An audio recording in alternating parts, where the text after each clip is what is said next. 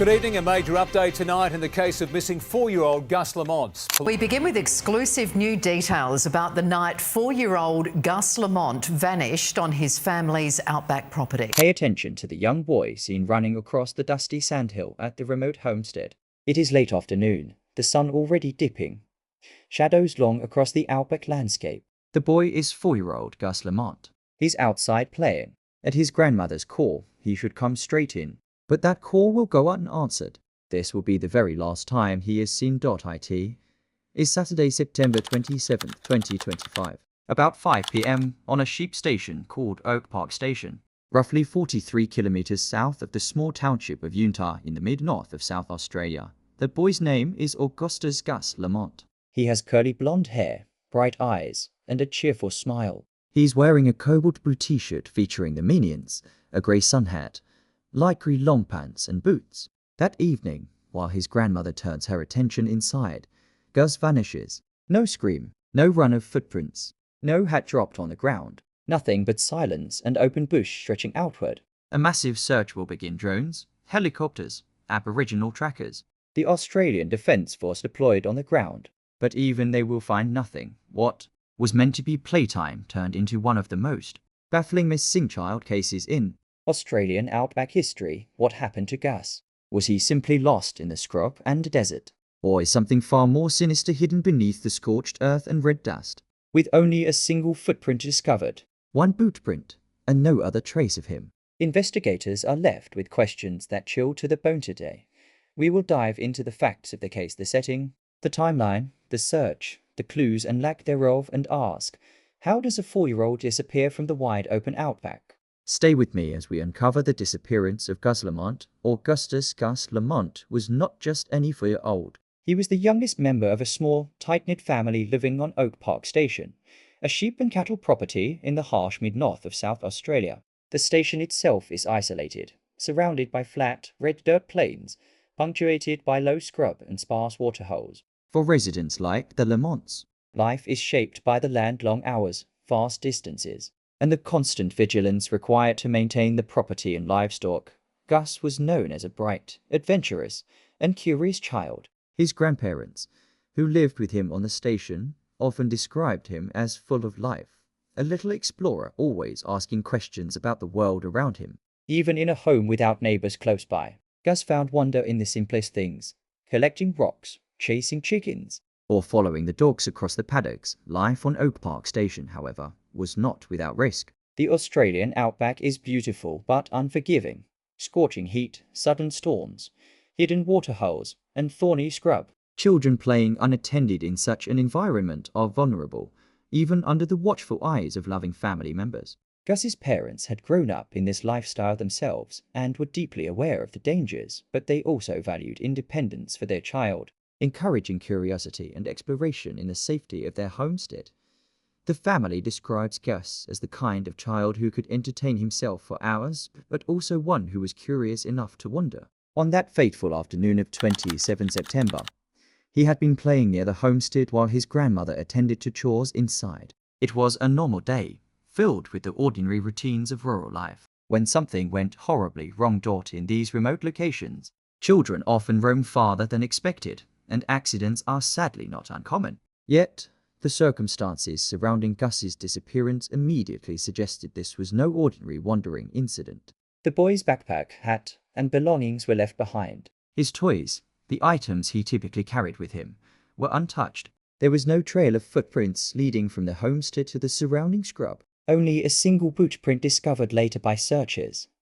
This was the backdrop for one of the most perplexing disappearances in modern Australian history. A 4-year-old child vanishing without trace from a family homestead, in a landscape that is both open and treacherous. Understanding Gus's life, the environment he grew up in, his personality, and the family dynamics is crucial to grasping the enormity of what happened that day. It is also the key to understanding why the case would grip the nation and challenge investigators for weeks on end. The stage was set: a curious child, a remote station, and the vast, unforgiving Australian outback. All the elements were in place for a story that would leave authorities baffled, families desperate, and a nation searching for answers. It was late afternoon on September 27, 2025. 4-year-old Gus Lamont was playing near the homestead at Oak Park Station, as he often did. When his grandmother called him inside, he didn't answer.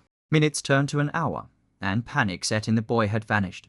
The family immediately contacted police, sparking a massive search involving volunteers, helicopters, drones, and Aboriginal trackers. The harsh outback terrain, however, offered countless hiding spots, and the searchers found almost nothing. Only a single footprint near the homestead suggested Gus had moved away from the house, but it led nowhere. Despite exhaustive efforts, the child remained missing. No footprints, no dropped belongings, no signs of struggle, just the wide, unforgiving red scrub. Every passing hour deepened the mystery, leaving the family desperate and authorities racing against time. The disappearance of Gus Lamont wasn't just a missing child case, it was a baffling vanishing in the vast Australian outback. One that would challenge investigators and grip the nation. As night fell on September 27, 2025. The urgency of Gus Lamont's disappearance intensified. Police from Utah and surrounding regions arrived at Oak Park Station, quickly assessing the scene.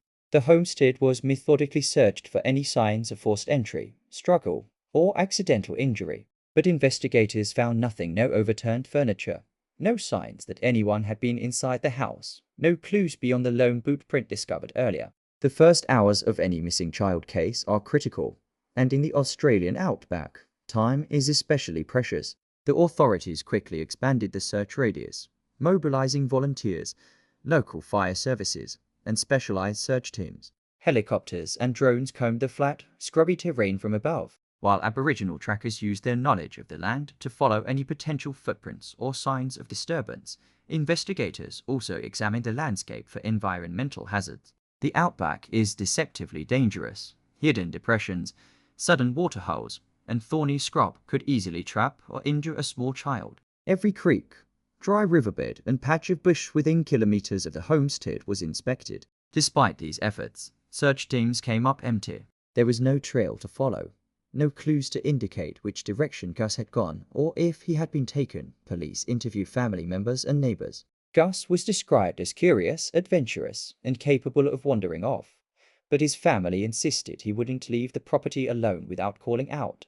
Authorities considered the possibility of an accident, such as a fall into a waterhole or becoming lost in a scrub. But the lack of evidence made even these scenarios uncertain. By the second day, authorities had established a command post at the station. Search grids were drawn, checkpoints set up, and every team was assigned specific zones to canvass. Ground searches were coordinated with aerial surveillance, thermal imaging, and canine units, though no scent trail could be detected. The lack of footprints beyond the homestead suggested that Gus's disappearance was not a simple wandering case. The early investigation highlighted a chilling truth. A child could vanish in plain sight in the outback, leaving almost no evidence. The authorities were now facing a complex, high-stakes search in a remote and unforgiving environment, one that would test resources, expertise, and resolve in the days to come. In the days after Gus Lamont's disappearance, investigators combed Oak Park Station and the surrounding outback with drones, helicopters, and search teams, but almost no trace of the boy was found. The only clue was a single footprint near the homestead, a faint hint that Gus had moved but giving no direction. Neighbors and family reported nothing unusual. No strangers, no vehicles, no signs of struggle. The remote location meant there were no cameras or digital footprints to follow, leaving authorities reliant on ground searches and the expertise of Aboriginal trackers. Despite the lack of leads, the search continued relentlessly. Every minor clue, a disturbed patch of scrub, a potential sighting was documented. The combination of Gus's sudden disappearance, the harsh environment, and the lack of evidence made this one of the most baffling and challenging missing child cases in Australian history. After more than 2 weeks of exhaustive searching, a breakthrough came. A local groundskeeper noticed a small, recently disturbed patch of red soil near a dry creek bed south of Oak Park Station.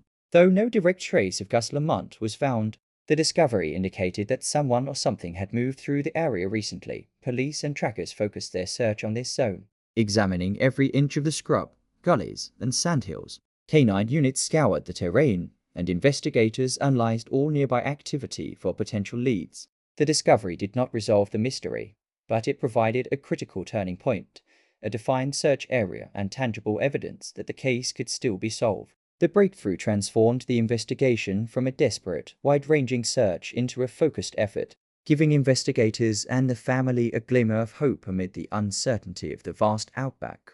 Weeks passed after Gus Lamont's disappearance, and the search continued relentlessly. Despite tireless efforts by police, volunteers, Aboriginal trackers, and the Australian Defence Force, the boy was never found. The vast and unforgiving outback, which had seemed so familiar to his family, remained silent. Concealing the truth of what had happened, investigators combed every possible lead, from environmental clues to reports of vehicles or strangers in the area.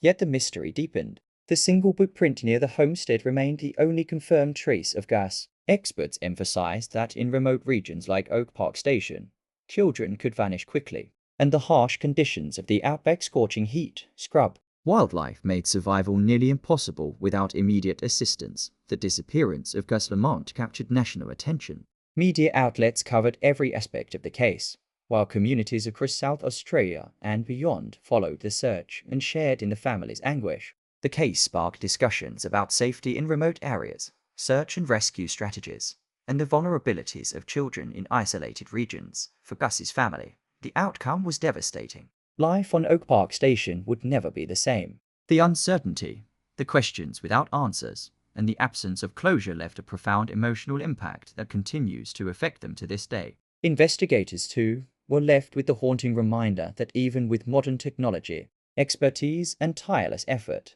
the outback could swallow a child without a trace. The disappearance of Gus Lamont remains unsolved, a chilling example of how a small child can vanish into the vastness of the Australian landscape. It is a case that challenges understanding, patience, and hope. The mystery endures, urging authorities, communities, and families alike to remain vigilant, compassionate, and ever aware of the hidden dangers in even the most familiar places.